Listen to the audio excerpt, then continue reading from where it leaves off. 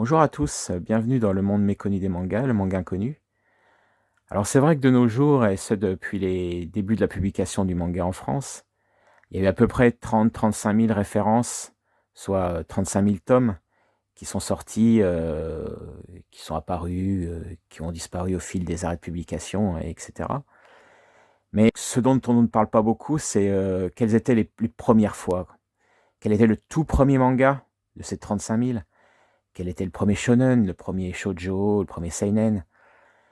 Et plein d'autres, premières fois, en fait. Donc, c'est une vidéo des premières fois du manga, des choses que vous avez probablement peu entendu parler, voire pas du tout. Les tomes sont très difficiles à trouver ou on ne pense pas à les trouver. Donc je vais vous présenter ça, au mieux que je peux et de mes connaissances.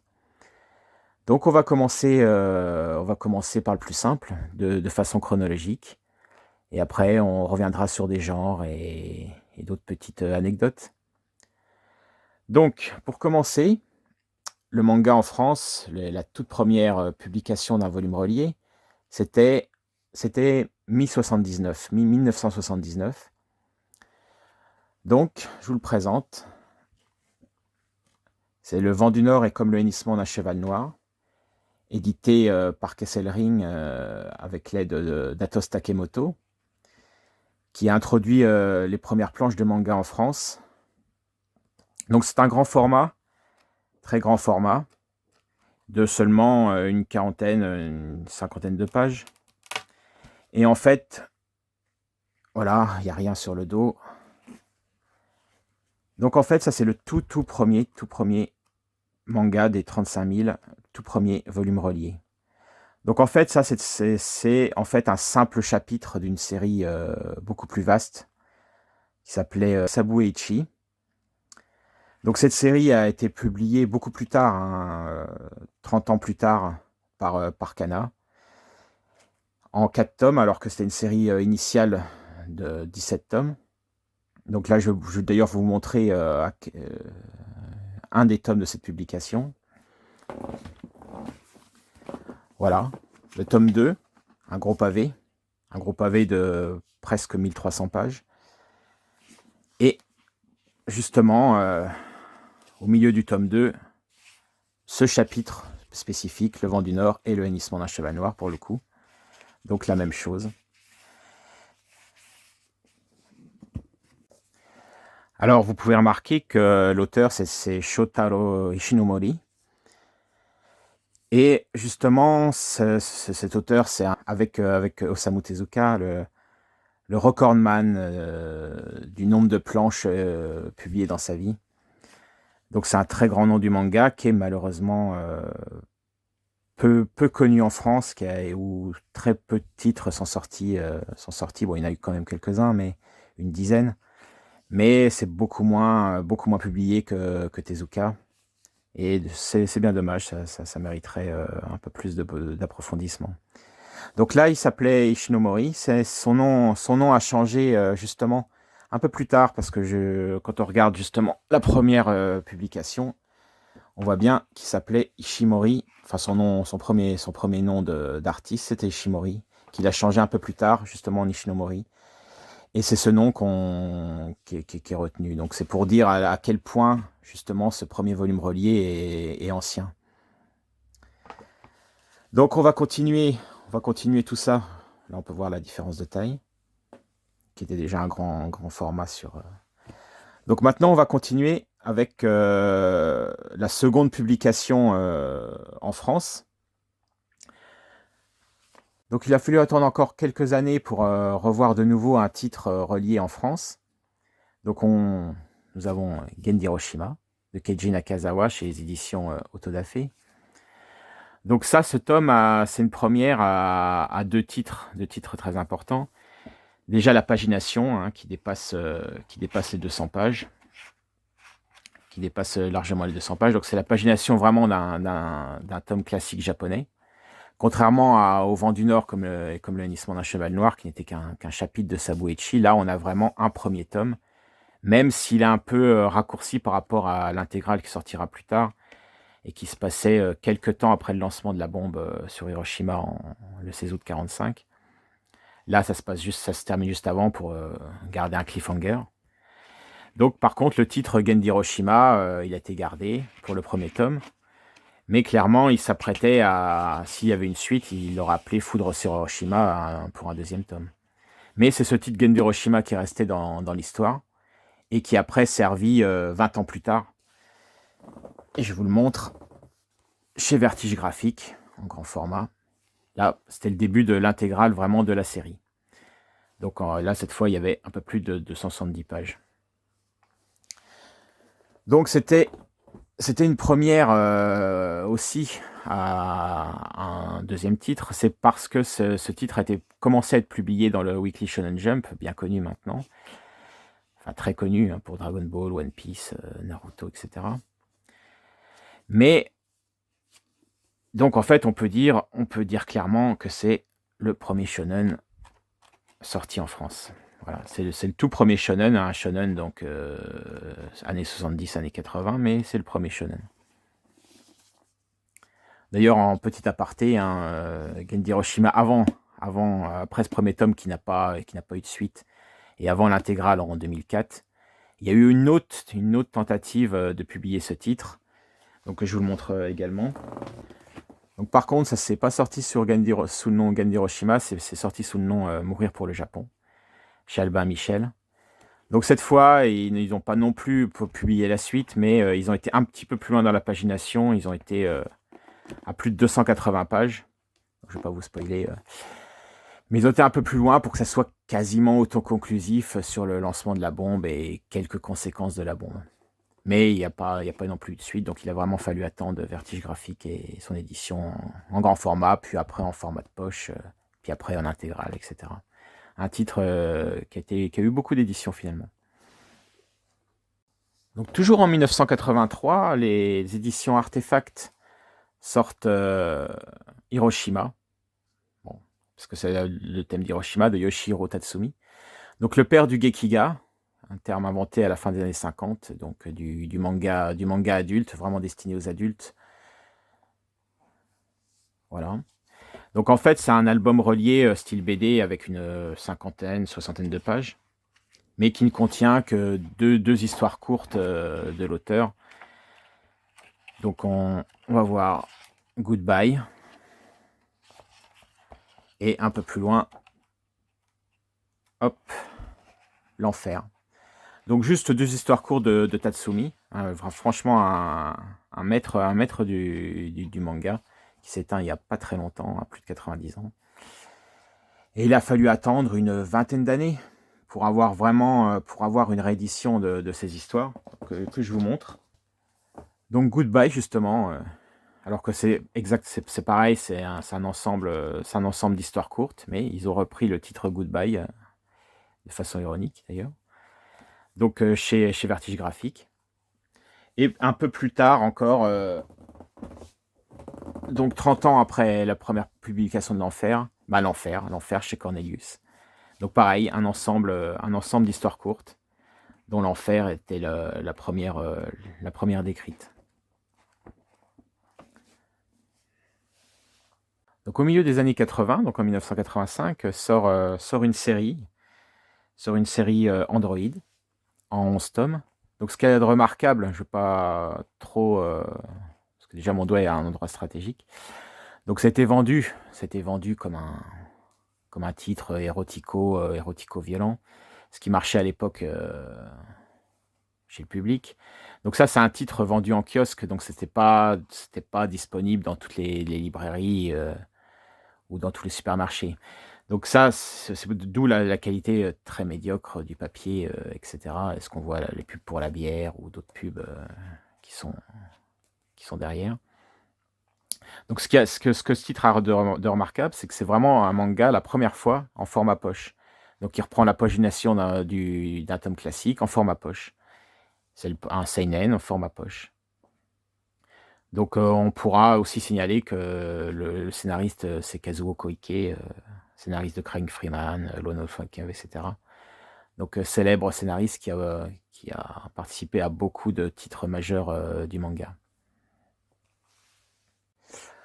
Donc avec tout ça, on l'a pas forcément remarqué, mais jusqu'à maintenant, tous les mangas étaient bien sûr, dans, dans le sens de publication française, donc se lisaient de gauche à droite. Donc il faudra attendre encore quelques années, hein, avant d'avoir des mangas, dans le sens japonais qui se lisent de droite à gauche, et on en parlera tout à l'heure. Mais en 89 sort, un autre seinen, de Shotaro Ishinomori, qui d'ailleurs s'appelait, bien Ishinomori, déjà à l'époque. Donc Les secrets de l'économie japonaise, en bande dessinée. Donc l'intérêt, la première fois que ce tome peut se prévaloir, en fait, et qu'on n'avait pas encore forcément remarqué avant, c'est qu'il y a, si je trouve quelques pages qui en parlent, c'est qu'en fait, on trouve des onomatopées japonais qui sont à l'intérieur des pages. À chaque fois des bruits, donc là, des applaudissements. Donc on trouve ces onomatopées japonais, alors que dans tous les titres que j'ai présentés avant, ces onomatopées, ils étaient traduits, ils étaient retravaillés, on n'en voyait pas. Donc on ne pouvait pas savoir la provenance du manga. Là, par exemple, Kia, etc. Donc là, pour la première fois, un manga, on sait que c'est un manga. Il y a des, bon, il y a des kanji, des hiragana, et des katakana. Mais pour la première fois, on pouvait avoir des onomatopées. Ha ha ha ha ha ha ha. Pour la première fois, ils n'étaient pas traduits, ils étaient laissés tels quels. Donc c'est pour ça aussi, c'est une première fois des onomatopées dans un manga. On l'avait dans ce titre. Alors c'est vrai que jusqu'à maintenant, tous les titres que j'ai présentés, c'était la préhistoire du manga en France. C'était vraiment ce qui est sorti dans les années 80, fin des années 70, 80, et début des années 90. Donc on dit souvent que l'explosion du manga a commencé avec un autre titre, avec Akira, que je peux pas vous présenter ici, j'ai pas cette version-là, mais c'était donc en format, mais Akira, c'est sorti en format BD, avec une colorisation qui venait des Américains, de Marvel. Donc ça non plus, c'est pas non plus exactement le premier seinen, puisqu'on l'a vu, on peut même dire que c'était Le Vent du Nord, finalement, c'était le premier seinen, hein, c'était publié dans Big Comic, voire Android, si on veut aller là-dedans. Mais Akira, c'est vrai que ça a lancé une certaine qualité de manga en France. Mais c'était confidentiel, c'était quand même assez cher, c'était réservé à un certain public, friand de nouveautés, et qui surtout qui était tenu par le film d'animation qui a fait un carton mondial. Donc là, on va plutôt s'intéresser à un autre pan du manga plus classique, qu'on va voir tout de suite. Donc la question, c'est plutôt, quel titre, quel manga, en fait, a eu une version reliée, disponible un peu partout, quoi, dans les points de distribution, en format vraiment manga, en format poche, de 100 pages, et cetera, sur une série connue. Donc on pourrait penser que certains vont dire que ça sera Dragon Ball. Dragon Ball, donc une version kiosque est sortie, au tout début des années 93, mais c'était déjà des demi-tomes, donc c'était pas une version complète. Donc après, effectivement, il y a la fameuse version, que maintenant qu'on connaît comme version pastel. Donc ça, c'est sorti en mi-année 93. Donc vraiment la pagination de Dragon Ball, que je ne peux pas vous présenter, je n'ai pas cette version-là non plus. Mais en fait, plus précisément, juste quelques mois avant Dragon Ball, le premier tome de poche disponible un peu partout, eh bien c'était celui-là. C'était la série Candy Candy. Voilà. Donc c'était pas Dragon Ball, c'était pas un shonen, c'était un shoujo. Donc Candy Candy, fameuse série déjà animée, de Recra 2 du début des années 80, qui a eu un énorme succès, donc de Yumiko Igarashi et Kyoko Mizuki au scénario. Donc en fait, le tout premier volume relié qui était disponible dans tous les points de vente, même si peut-être beaucoup plus confidentiel que Dragon Ball, bah, c'était Candy. Donc là, le premier tome, d'ailleurs dédicacé par son auteur. Donc avec cette pagination, Voilà, la page c'est cette édition qui est toujours introuvable parce qu'il y a jamais eu de réédition. On attend toujours, une réédition, de bon niveau. Mais, histoire très intéressante. En fait, le manga est assez passionnant. Même maintenant, même 30 ans plus tard, c'est vraiment un très bon titre. Alors pour ceux qui pourraient dire justement, bah, Dragon Ball, oui, mais en kiosque, il était avant Candy. Bah, je pourrais rétorquer qu'effectivement, mais Candy, 10 ans avant cette édition-là, j'en ai pas parlé tout à l'heure, mais il y avait une autre édition de Candy. Donc, je vais vous la montrer. Donc, la voilà. Donc, vraiment, même avant Hiroshima, même avant Gendy Hiroshima, donc, mais quand même après le vent du Nord et comme le Hennissement à Cheval Noir, ils avaient sorti une version kiosque de Candy Candy. Donc, c'est vraiment la version, bon, sans les références aux auteurs originaux, mais c'était une version, c'est exactement le manga original, sauf que ça a été colorisé en France avec une colorisation un peu à la truelle, mais intéressant. Donc, il y a eu 12 tomes. Évidemment, le lettrage non plus n'est pas exceptionnel. Donc 12 tomes de la série, qui correspond à peu près à 3 tomes de l'intégrale. Donc ça a eu suffisamment de succès pour que ça soit repris d'ailleurs en version double, en version album, comme ils appelaient ça.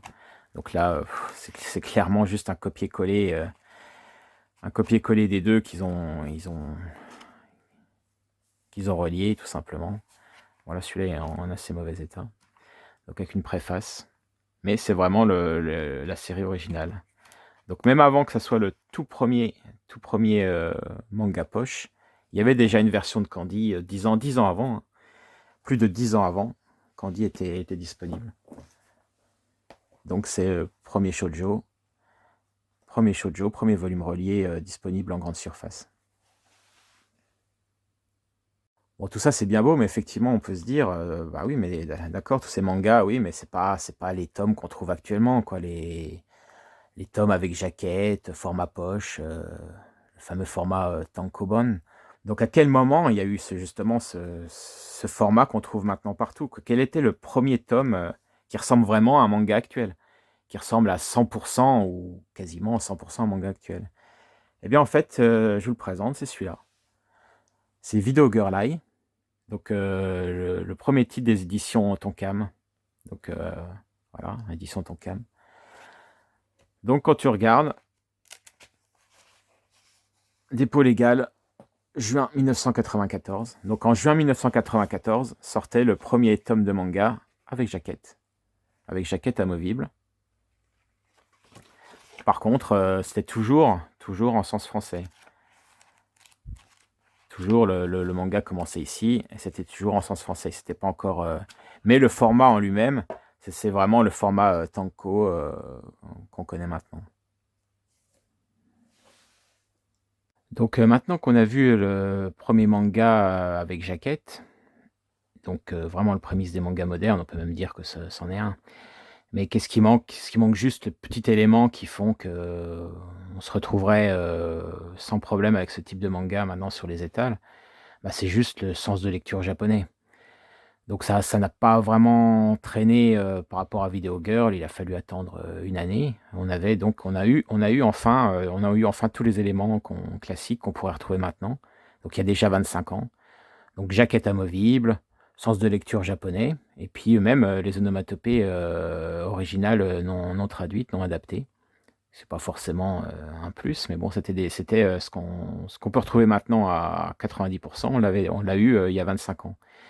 Donc il y a eu plusieurs titres qui peuvent se partager la paternité de premier manga vraiment moderne, mais je retiendrai surtout celui-là. Donc c'est RG Veda. Donc tous les titres sont chez Tonkam, hein. C'est Tonkam qui a initié ça. Donc c'est RG Veda, donc le premier titre de Clamp. Donc avec le logo, là c'est la première édition avec le logo jaune. Donc quand on regarde avec 2 pages couleurs, c'est vraiment moderne. Les onomatopées japonaises, wow. Ok. Et donc pour une date d'impression, un dépôt légal en juin 95. Donc jaquette amovible, tout est moderne là-dessus. Donc la première édition de Rig Veda, il y en a eu, comme tous les titres Tonkam de cette époque, il y en a eu beaucoup jusqu'au milieu des années 2000. Mais il y en a eu à peu près en mi-95, mi-1995, il y a eu d'autres titres qui ont adopté cette pagination.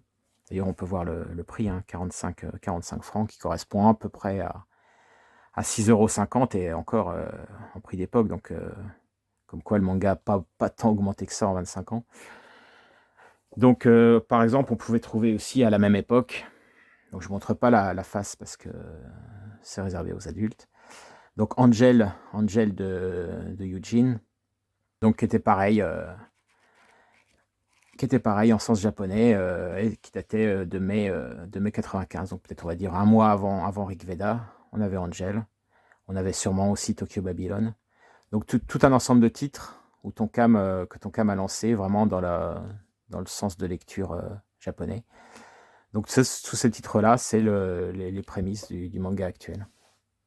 D'ailleurs, en passant, le milieu des années 90, hein, donc à partir de 93, ça correspond vraiment à, je vais prendre une analogie paléontologique, ça correspond vraiment à l'explosion cambrienne, l'explosion de la vie qu'il y a eu, il y a 540 millions d'années. Donc pour le manga, à toute proportion gardée évidemment. Donc c'était vraiment le moment où tous les genres sont apparus dans tous les formats. C'était pas la profusion qu'on a actuellement, mais il y a tout d'un coup tout a apparu dans les formats qu'on connaît actuellement, shoujo, shonen, seinen, et bon, quasiment voire un peu avec Angel, avec du hentai ecchi. Mais tout était là quasiment, et donc c'était vraiment l'explosion du manga. Ça a commencé mi-année 90. Donc en exemple, en plus de ce qu'on vient de voir, je vous montre là le Roi Léo. Donc ça c'est avec Astro Boy et Blackjack. Donc ce fut les tout premiers titres d'Osamu Tezuka qui sont sortis en France. Donc si on regarde, hop, on va plutôt regarder au début. Donc dépôt légal octobre 96. Donc tous ces titres de Tezuka qui sont sortis là, tous les premiers. Donc je parle de Tezuka parce que c'est l'auteur le plus édité en France, pour ceux qui ne connaîtraient pas. Donc il y a plus de 50 titres différents depuis cette époque-là qui ont été édités en France, même s'il est plutôt confidentiel finalement maintenant. Mais on peut trouver aussi finalement, même si le premier shoujo c'était donc Candy Candy, le deuxième shoujo c'était Sailor Moon. Donc dans une même édition que les Dragon Ball Pastel, donc cette édition de Sailor Moon. Donc pareil en novembre 95. Donc le tout début. Bon là c'était en sens français comme tous les Glénats. Donc ça c'est la toute première édition de Sailor Moon, qu'on trouve encore maintenant dans une édition normale chez Pika Édition, et même dans une édition de luxe, l'Eternal Édition. Mais quand on regarde Sailor Moon, elle a eu une durée de vie importante. Là, on croit que c'est le même tome que je viens de vous présenter. Mais par contre, c'est une réédition d'avril 2006. Donc cette édition-là, elle a duré déjà plus de 10 ans. Comme l'édition Pastel aura duré 25 ans avant de se faire stopper. D'ailleurs, on parlera, ça fera l'objet peut-être d'une autre vidéo sur les records manga, le plus gros, la plus longue série, etc. Donc on a beaucoup vu du shoujo. Bon, les seinen c'est un peu compliqué parce que il y a un peu de tous les types de seinen, et on a vu bon le secret de l'économie japonaise, Android, Mutant Android, Le Vent du Nord, mais le premier vrai seinen, qui est sorti vraiment en format poche, en noir et blanc, c'était ça, c'était Gun. Le tout premier seinen, donc voilà. Gali, fameuse héroïne. On va trouver la date. Novembre 95. Donc ça, voilà. Les onomatopées non traduites. Un peu de violence. Donc super titre. Toujours très fort. D'ailleurs, moi je préfère... c'est encore une œuvre de jeunesse finalement. Gun Last Order allait beaucoup plus loin. En parlant d'explosion du manga et au-delà des genres, classiques, et ben, il y avait aussi, d'autres types d'aventures. Donc, les premiers artbooks traduits en français, Eugen de Eugene, donc en grand format. Le tout premier. Donc bon, les pages sont relativement soft encore, on peut les montrer. Donc la publication, mars 95. Mars 95, premier artbook distribué en français, traduit en français. Donc après cette explosion de manga, cette explosion de genre et tout, maintenant on va s'intéresser, parce que là les genres, c'est bien beau, moi je connais les genres, vous connaissez les genres, mais à l'époque c'était pas du tout démocratisé, personne parlait de shonen, de shoujo, seinen, personne parlait de ça. Donc pour la première fois où un éditeur a clairement défini un manga par son genre et pas par sa thématique, romance, action, aventure, et ben c'était encore Tonkam, et donc a sorti, le premier genre qui a été, établi comme genre japonais, c'était le shoujo, un précurseur, le shoujo, finalement. Et donc on peut le voir ici, voilà, le logo shoujo avec un trèfle à 4 feuilles, la première fois, le premier tome, Fushigi Yugi, un jeu étrange. Donc la première édition de Fushigi Yugi avec une couverture en papier, type canson. Il y a eu d'autres rééditions, il y a eu beaucoup de rééditions sur ce titre qui a beaucoup marché pendant 10-15 ans. Et donc avril 98, un premier tome où on voyait explicitement un terme japonais, pour définir la collection, donc shoujo. Ce qui était beaucoup plus difficile pour le shonen, qui est arrivé beaucoup plus tard finalement dans les collections. Avant ça, c'était des dénominations comme Tsuki Poche, Sky, Découverte. Kana, il n'y a jamais eu de thème spécifique, Glénat non plus. Donc en fait, le terme en lui-même shonen sur un manga, c'est arrivé beaucoup plus tard et c'est beaucoup plus difficile à définir. Comme le terme seinen finalement. Mais shoujo, ils ont voulu cibler un public un peu différent, donc ils s'y sont mis et ils l'ont défini plus simplement que romance. Il y a eu shoujo en 98 qui a commencé avec ça. Bon, et bien maintenant, on va s'intéresser à des premières fois moins attendues, plus atypiques, peut-être plus surprenantes.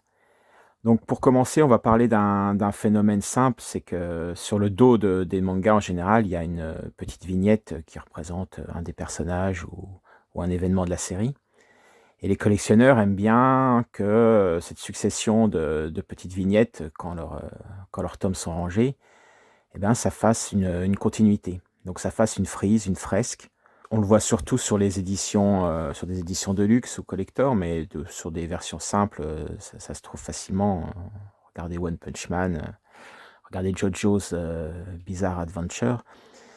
Donc en fait, je vais vous montrer la toute première série qui a bénéficié d'une frise comme ça sur ces vignettes de dos. Donc je vous la montre. Donc voilà, c'est la série X de Clamp. Donc en 18 tomes, qui est toujours interrompu, qui est toujours en attente d'une suite depuis 2004. Il n'y en aura probablement jamais. Donc la série la plus tragique du groupe d'auteurs Clamp. Donc on voit bien la succession des personnages qui forment en elle-même une illustration. Donc la première frise de l'histoire sur les dos des mangas, c'était X de Clamp. Donc avec le premier tome, mais qui n'est pas une première édition, donc la deuxième édition de février 98, mais ça a commencé en juin 97. Donc cette série, la première fresque, a commencé donc de juin 97 jusqu'en 2004 pour le tome 18. D'ailleurs, encore un petit aparté, quand on regarde le tome 1 de X, donc qui est une deuxième édition donc de 1998, il y a bien sûr eu des rééditions, des nouveaux tirages par la suite. Donc là, on peut suivre, là, c'est la 6e édition 4 ans plus tard, en 2002. Donc le prix a légèrement augmenté, c'est passé de 30 francs, donc 4 €, 4,50 € à 4,90 €. Et Donc là, la 12e édition en 2006, l'une des dernières éditions du tome simple, avant que la série soit stoppée. Donc la différence n'est pas seulement cosmétique, c'est également une différence de qualité de papier, de souplesse, et aussi dans cette série particulièrement, il y a quelques différences de traduction sur les noms des personnages, sur les noms des attaques, et qui sont pas forcément indiqués. Donc celui qui achète la 12e édition, il n'aura pas du tout le même contenu qu'il avait eu sur la première édition 8 ans avant. Peut-être d'ailleurs ferai-je une vidéo sur des comparatifs comme ça, de grosses différences temporelles entre deux éditions. Par exemple, Hunter x Hunter, entre le tome 1 qui date de 2002, première édition, et un tome actuel de 2021-2022, qui est la 23e édition. Donc on pourra voir, ça ne change pas fondamentalement, mais on pourra voir les choix éditoriaux, surtout en fin de tome, sur les dessins des lecteurs, sur la communication entre l'éditeur et les lecteurs. Bien, maintenant, on va revenir à une première fois plus classique, donc d'un genre qu'on n'a pas du tout évoqué depuis le début de cette vidéo. Donc un genre qui marche beaucoup auprès d'un certain lectorat, qui a beaucoup de titres, qui a beaucoup de fans, mais qui est beaucoup moins mis en avant dans les vidéos, qu'il faut plus rechercher comme quelque chose de niche, alors que ce n'est plus du tout quelque chose de niche. Donc je parle du boys love, donc du yaoi. Et le premier titre qui pouvait se prévaloir d'être un boys love et édité en France, c'était dans l'année 2000, et c'était Zetsuai 1989 de Minami Ozaki. Donc on voit bien, c'était la première fois aussi qu'il y avait cette dénomination, donc avec yaoi, le H, on ne sait pas ce qu'il va faire là. Donc après ça a été enlevé, hein, ils ne savaient pas trop où ils allaient, mais bon, ils ont essayé. Donc Zetsuai, le premier boys love, le premier yaoi de l'histoire, donc en mai 2000. De même, pour cette année 2000, on avait la première fois d'un type de manga qui est aussi assez répandu maintenant, et qui concerne les auteurs français. Donc c'est plus du manga japonais. Par définition, c'est du global manga, du manfra, ça dépend les noms qu'on lui donne. Et donc à l'époque, il n'y avait pas encore d'auteurs qui dessinaient comme du manga dans ce format de 200 pages, en noir et blanc, etc. Et pourtant, à l'aube des années 2000, Tonkam et Animeland lancent un concours de dessinateurs amateurs, Les Anges. Vous dessinez, donc avec les règles du concours, et vous serez publié, donc là il précisait en plusieurs tomes, jusqu'à qu'il y ait 99 histoires courtes. Donc ça c'est les règlements du concours. Et donc ça s'est concrétisé. Et on a eu donc ce premier tome de Tsuki Sélection, Les Anges, qui a été suivi plus tard par un autre thème, Les Dragons. Donc ça, c'est les premiers auteurs amateurs français qui ont été publiés en format manga. Donc je ne sais pas ceux qui ont eu une pérennité par la suite. Donc sur le thème des anges, ils ont été publiés dans un volume. Donc ça, c'était en septembre 2000. Le premier manga français, premier global manga. 35 francs, 5,33 €. Alors il est vrai qu'il y a un genre que je n'ai pas du tout évoqué depuis le début, c'est le josei. Donc ce genre de manga destiné a priori aux femmes adultes, mais qui peut évidemment intéresser tout le monde par sa richesse, sa sensibilité. Donc ça, c'est très difficile de définir un premier tome de josei parce que il y en a eu beaucoup à peu près à la même époque, et en plus sans que ça soit déterminé comme josei dans une collection.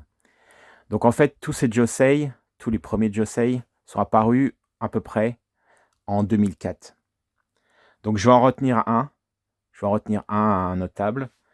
Donc le voici, c'est Blue de Kiriko Nananan. Donc assez caractéristique du genre au niveau épure, sensibilité, qui a d'ailleurs eu droit à plusieurs rééditions, telles que celle-ci, 10 ans d'écriture de Casterman. Voilà, une édition cartonnée. Mais il y avait bien sûr, d'autres titres, Mario Kazaki, Kuta Minami, tout ça à la même époque en 2004-2005, Erika Sakurazawa. D'ailleurs, Mario Kazaki est encore publié avec des nouvelles séries, hein, de nos jours. Vous pouvez trouver End, très bonne série que je vous conseille. Donc à la même époque, en 2004, est sorti un autre type de josei, un autre titre. Mais il n'a pas été vendu comme josei, mais comme Yuri. Donc là, si vous pouvez voir, voilà, Asuka Yuri. Donc ils ont plutôt mis l'accent sur les relations homosexuelles féminines, donc les relations lesbiennes. Donc de l'auteur Ebine Yamaji, qui a sorti plusieurs autres titres avec cette thématique Yuri. Donc c'était les premiers Yuri en France, qui étaient aussi des josei, mais c'était des Yuri. Donc ont été vendus comme des Yuri. Donc avec Free Soul et Indigo Blue notamment. Même si elle a fait aussi un autre titre plus tard qui n'avait rien à voir avec ça. Donc si on regarde bien, août 2004. Donc il peut être aussi considéré comme un des tout premiers josei, mais aussi le premier Yuri. Donc il est vrai que pour le moment, on a beaucoup parlé des éditions simples de nos mangas, mais il existe aussi un certain nombre d'éditions qu'on appelle Deluxe ou Kanzenban. Donc ce sont des éditions à un format un peu plus grand que la normale, avec une pagination plus importante, avec le rétablissement des pages couleurs de la prépublication, une qualité de papier bien meilleure. Donc ces éditions, c'est soit pour récompenser une série qui a beaucoup marché, pour leur donner une nouvelle vie, ou alors directement une série qui sort dans cette édition. Mais la première série qui a bénéficié de cette édition de luxe, c'est donc la première Kanzenban, c'était pour Video Girl Eye de Masakazu Katsura. Donc avec une couverture cartonnée, un marque-page en liseré, marque-page intégré. Donc ça, c'est pas exactement je vous présente pas exactement la première édition, c'est la deuxième, hein, de novembre 2004. La première, c'était en avril 2002. Et donc, mais bon, c'était la même chose, sauf que le logo Sky était remplacé par un logo noir sans dénomination. La seule différence par rapport à une édition de luxe plus actuelle, ce sont là clairement des pages couleurs qui n'ont pas été intégrées à l'édition. Donc pour avoir ces premières pages couleurs, il faudra attendre un tout petit peu. Je vais vous le montrer. Donc c'était pour la réédition de la vie de Bouddha d'Osamu Tezuka. Donc là je vous montre le tome 2. Donc en papier glacé, page couleur d'origine, rétabli. Pareil avec un marque-page. Bon, c'était comme beaucoup de Tezuka encore à l'époque, c'était fait pour un public plus général. Il pensait toucher un public de BD également, donc il mettait en sens français. Mais c'était finalement peut-être la première édition de luxe qui pouvait se prévaloir d'être complète comme ça. Donc en septembre 2004, ça c'est pour le deuxième tome, donc le premier qui est sorti quelques mois avant. C'est vrai que pour revenir à Video Girl Eye, quand on compare avec le tome simple, on voit bien la différence de format.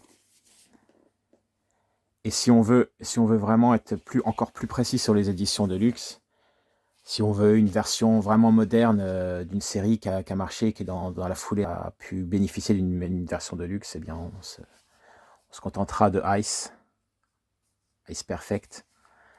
Donc là avec les pages couleurs, tout en papier glacé. Bon, par contre, il n'y a pas de liseré, marque-page. Mais ça correspond plus à un standard actuel des éditions de luxe et qui suivait précisément, là pour le coup, l'édition japonaise de luxe. L'édition Kanzenban japonaise a été repris pour l'édition française, donc pour la première fois, donc en juin 2007. Après, quelque chose d'un peu moins attendu, d'un peu plus surprenant. Donc on va parler des premières fois d'un gros pavé manga. En fait, ce que je vais appeler un pavé manga. Donc c'est vrai qu'on connaît les tomes doubles maintenant, c'est souvent réédité en tome double, c'est juste 2 tomes en un, donc des tomes de 400 pages. Mais à l'époque, on pouvait aussi avoir 4 tomes en un, 5 tomes en un, 7 tomes en un, etc. Donc le premier gros pavé, qui a regroupé plus de 4 tomes, C'était Versailles Nobara, la rose de Versailles, donc Lady Oscar, plus connue sous Lady Oscar. Donc ça, c'était le premier vrai gros pavé qui est apparu en France en lecture. Donc ça faisait pas 1000 pages, mais ça allait pratiquement à 950 pages. Donc ça reprend 5 tomes du manga original.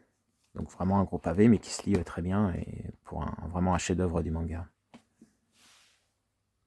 De fait, le premier gros pavé qui a dépassé réellement les 1000 pages, donc je vous le présente également, c'était un best-of de Golgo 13, donc la série, une des séries qui a eu le plus de tomes au Japon, qui est encore en cours, plus de 200 tomes.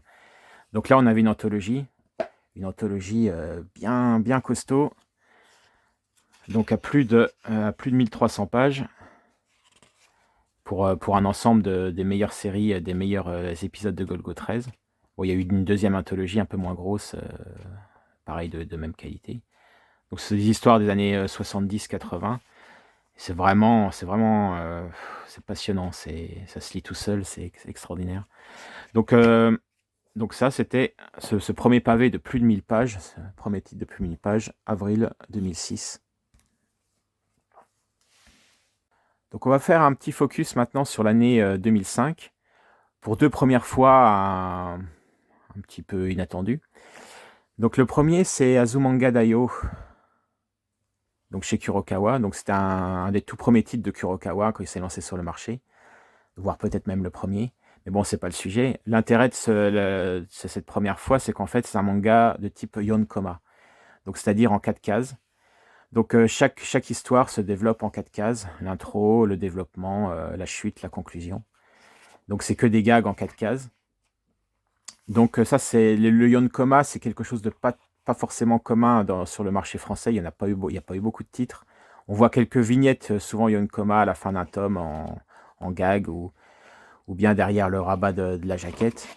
Mais en manga en lui-même, Yonkoma, il y en a très, très peu eu en France. Donc on peut citer Kaon, le manga musical, et surtout Mes voisins les Yamada, adapté plus tard en film par Isao Takahata, donc sorti en trois gros tomes chez Delcourt.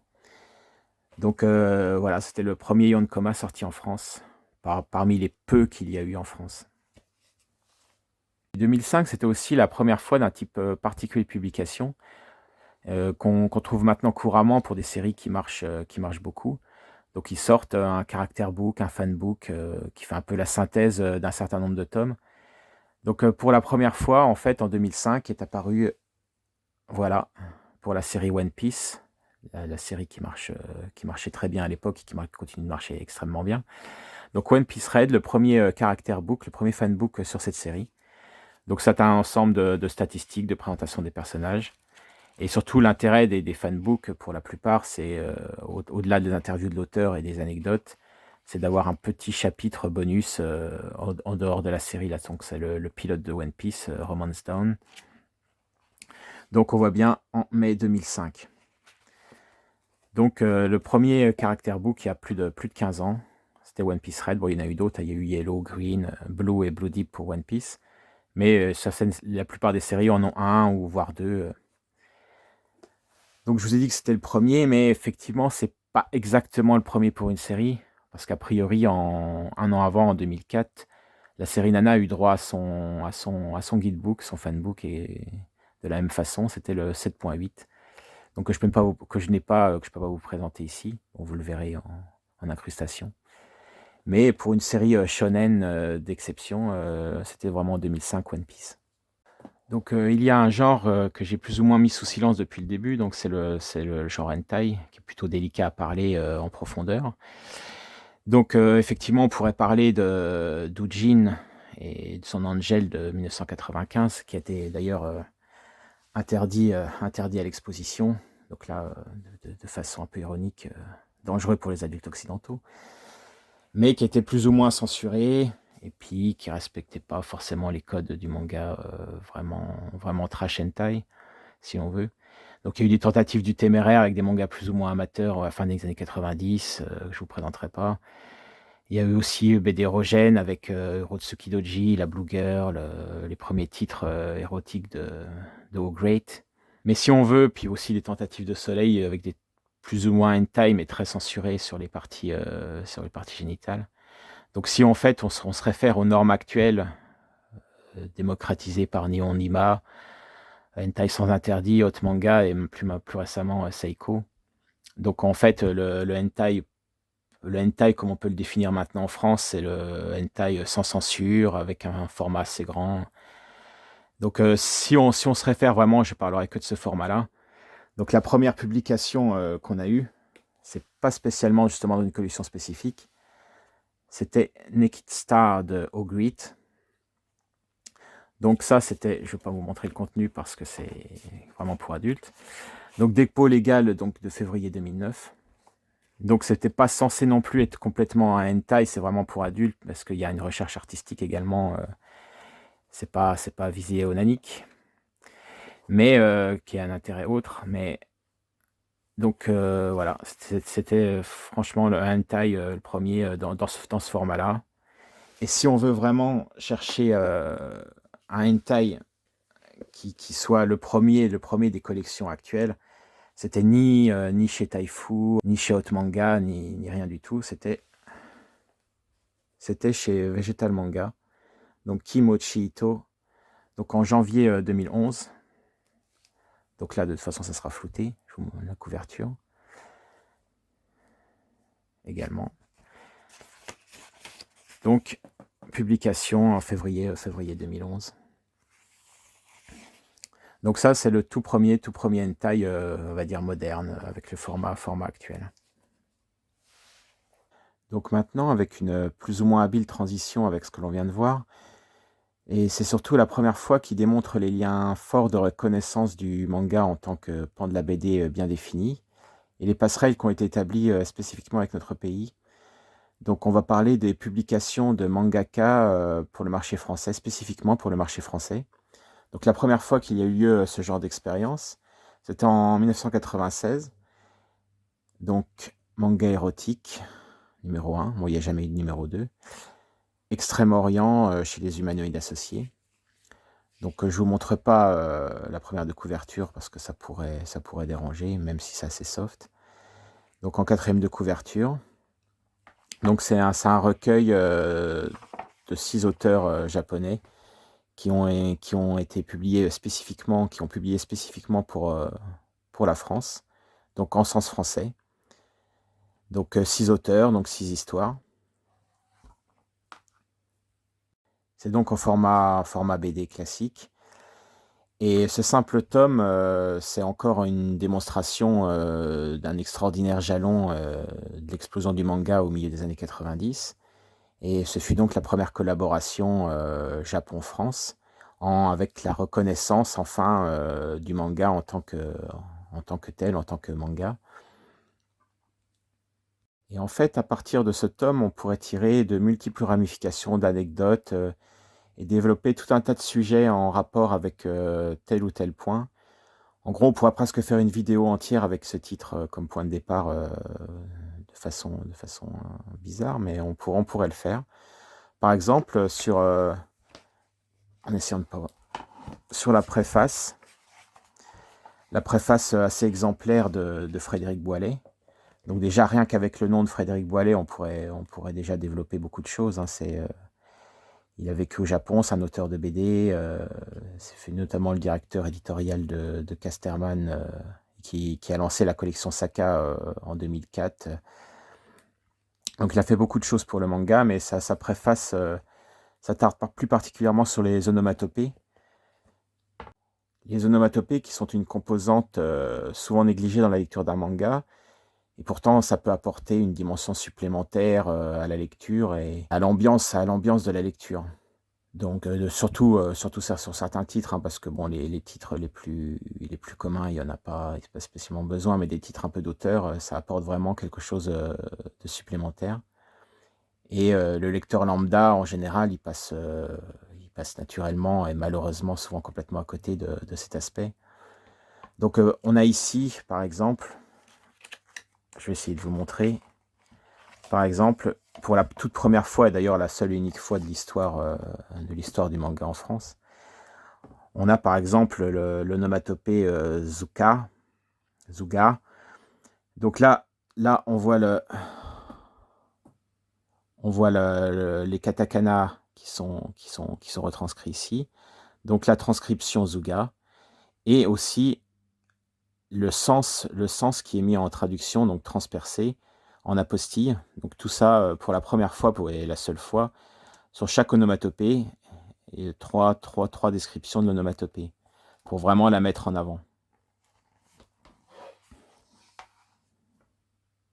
Et puis on pourrait aussi parler des auteurs qui sont publiés dans ce recueil et développer toute une vidéo sur le manga underground, le manga indépendant, loin des cadres mainstream qu'on peut trouver à peu près partout, qui sont en général ignorés du public, bon, et surtout du public français. C'est parce que les codes graphiques sont très différents de ce qu'on a l'habitude de trouver.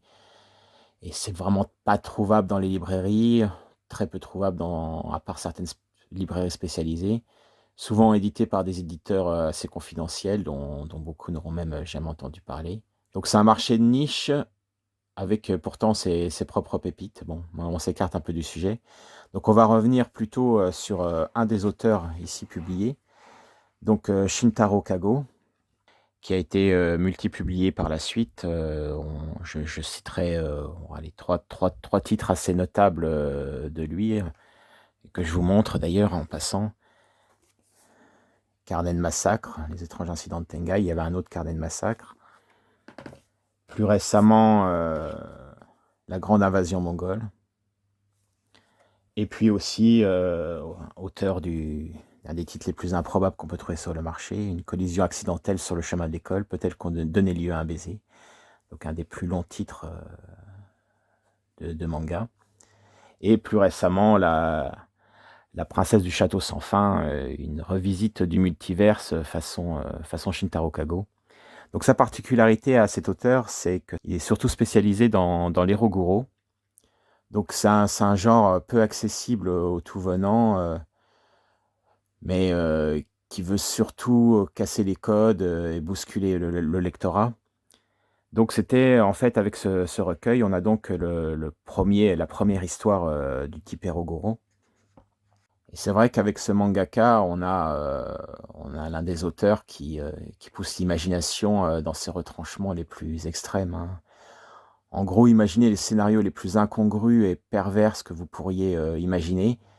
Eh ben, ce sera vraiment rien par rapport à ce que cet auteur imaginera dans ses recueils. Donc, c'est tellement extrême dans le traitement des corps que ça rend vraiment justice au terme grotesque, le goulot de Hello Goulot. Ça en devient même cocasse, même si certains pourraient parler de sociopathe. Mais c'est assez amusant à lire, cet auteur. Et cet auteur, il faut le suivre, je vous le conseille. Donc dans ce recueil, on a bien ici une histoire très représentative de l'auteur, réservée à un public averti. Et c'est vraiment le premier Eroguro de l'histoire de la publication en France.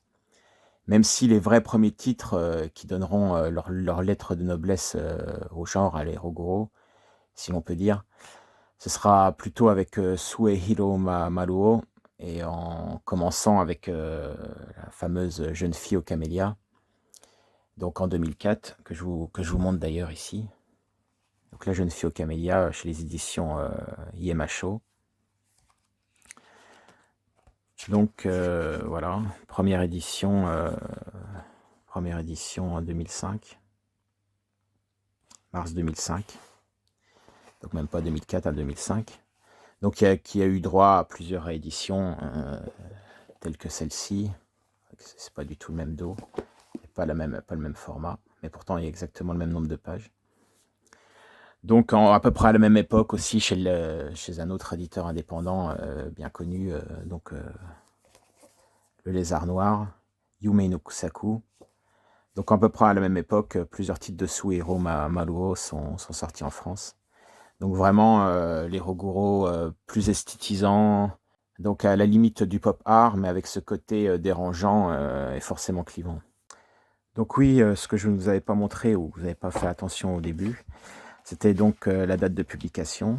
Donc bien octobre 1996. Et donc la première fois, vraiment la plus remarquable de ce tome, hein, au-delà de l'Iroguro et tout cela, c'était vraiment la collaboration, franco-japonaise, la toute première collaboration franco-japonaise. Donc c'était, ce genre de collaboration, c'était des initiatives assez ponctuelles finalement, par la suite. Mais on retiendra surtout, les collaborations, entre 2 auteurs. Donc on a eu, principalement, Jiro Taniguchi, avec des auteurs, de BD françaises. Donc notamment Icar avec Moebius. Donc Taniguchi, Moebius. Ils ont sorti Icar. Un récit de science-fiction un petit peu à la Akira. Et puis encore Taniguchi en format BD, avec Morvan. Donc Mon année, un premier tome qui n'a jamais eu de suite, mais sur une petite fille atteinte de trisomie 21.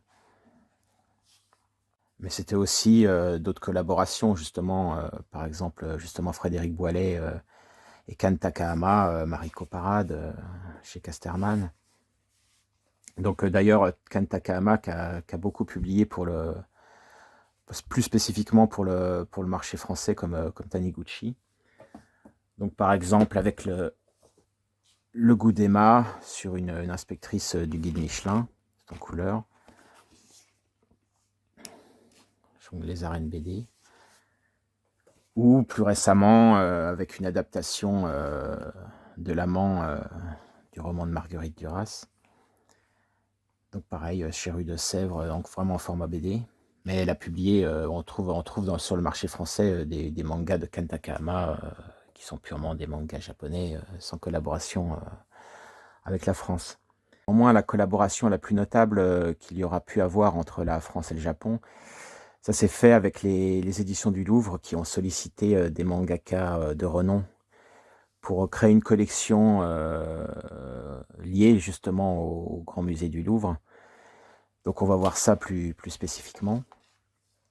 Ça a commencé avec Hirohiko Araki, donc l'auteur de Jojo, avec un spin-off donc de Rohan, un des personnages principaux de la 4e saison, Diamond is Unbreakable. Donc d'ailleurs probablement enfin en tout cas de mes goûts, largement la meilleure saison de Jojo. D'ailleurs après ça n'a fait que péricliter à mon sens, mais bon. Donc cette première édition, donc en collaboration avec les éditions du Louvre pour le musée du Louvre, donc en lien avec le musée du Louvre, avec les collections du musée du Louvre. Donc c'était Rohan au Louvre, une des histoires de Rohan, qui d'ailleurs a eu droit à 2 one-shots chez Tonkam en version simple. Donc c'est d'ailleurs cette édition qui a eu le plus de succès de vente pour ces éditions du Louvre. Mais il y a eu bien sûr d'autres auteurs.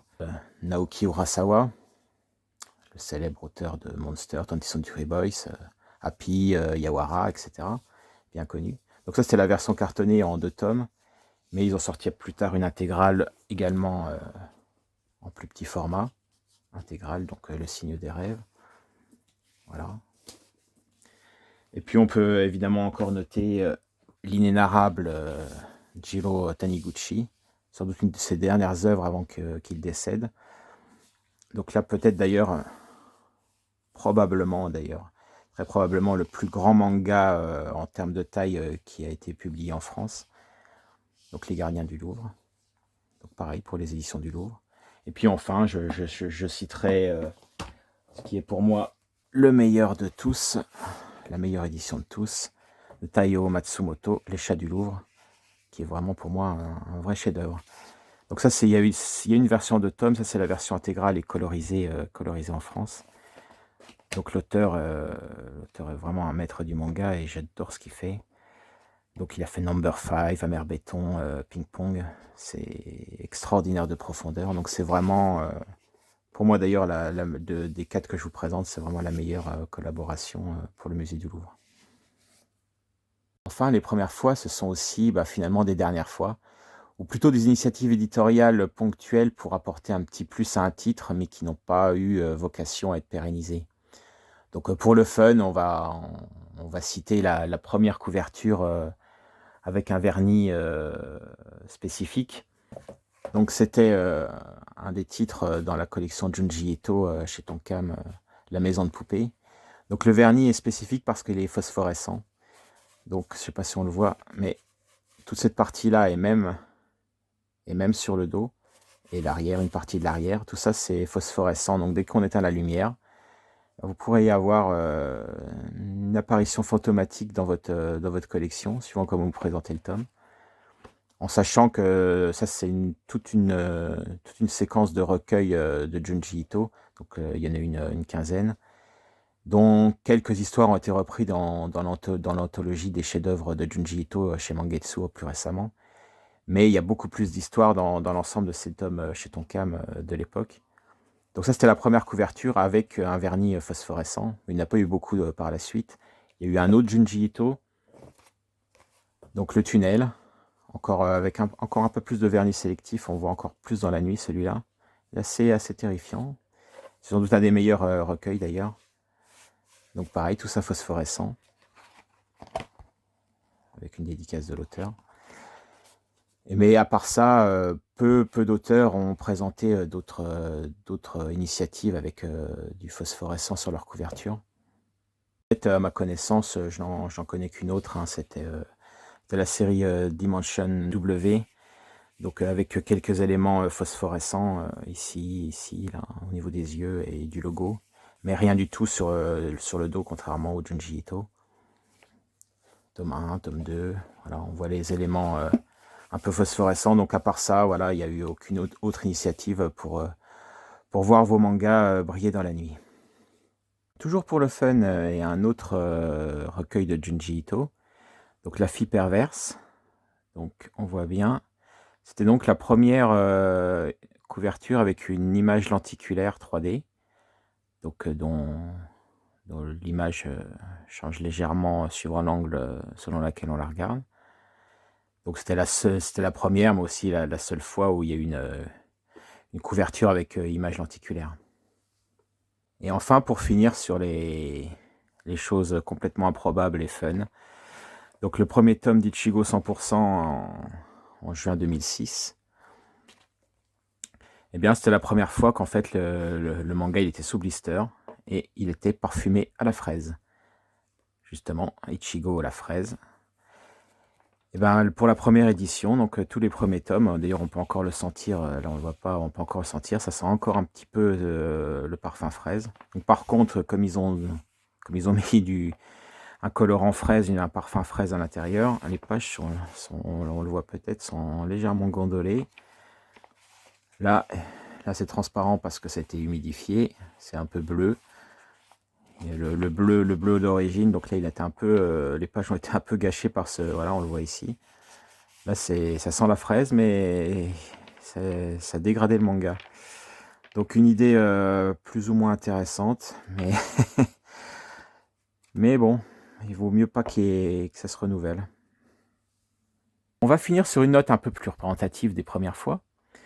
Donc en fait, on va parler du manga, de la série, qui atteint pour la première fois les 100 tomes et qui les a dépassés. Donc ça se joue entre, on va dire, deux séries. Donc la plus évidente, c'est celle-ci, c'est Hippo, Hajime no Ippo, donc de George Morikawa. Donc ça, c'est la saison 5, tome 12. Donc ça a été découpé en saison par Kurokawa, pour une question de vente et pour pas perdre le public en cours de route. Mais l'édition originale, c'était effectivement, ça n'a jamais été découpé en saison, et donc ça, c'est bien le tome 100 de la série. Donc ça, ce tome 100, il est donc apparu, il a donc été publié en mars 2018. Donc quand on y réfléchit, en sachant qu'Hippo a démarré en 2007, donc il a fallu 11 ans pour avoir 100 tomes d'Hippo. Mais surtout, il a fallu, si on se réfère au tout premier manga en 1979-1980, il a fallu donc 38 ans. 38 ans pour avoir 100 tomes, pour avoir une série avec 100 tomes. Donc je vous présente enfin la série qui aurait pu se prévaloir d'avoir atteint le tome 100 avant Hippo, quelques années avant. Donc c'est la 7e saison de JoJo's Bizarre Adventure de Steel Ball Run. Donc le tome 20, qui représente le 100e tome de JoJo.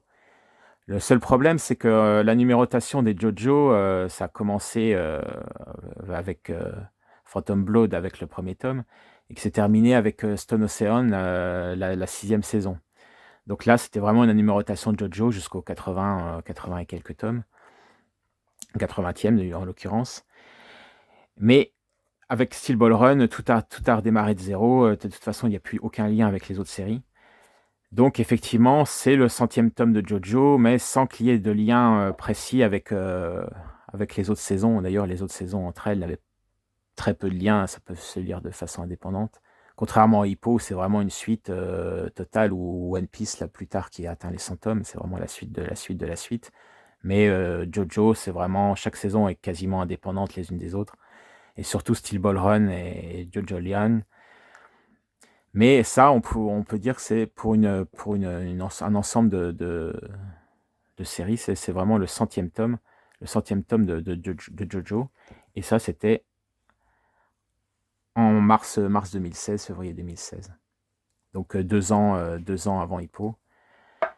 Mais quand on pense au démarrage de la série en France, chez J'ai lu, c'était en 2002. Donc là, il a fallu 14 ans pour atteindre les 100 tomes, contrairement à Hippo où il a fallu 11 ans. Mais bon, tout ça, on en parlera peut-être dans une autre vidéo, sur les records, divers et variés. En conclusion, je vous remercie énormément d'avoir regardé cette vidéo, peut-être un peu trop longue pour certains.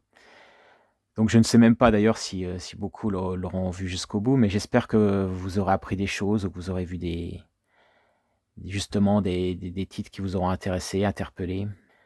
Donc je vous dis à bientôt peut-être pour, une prochaine vidéo et je vous souhaite le meilleur, pour la suite. Merci.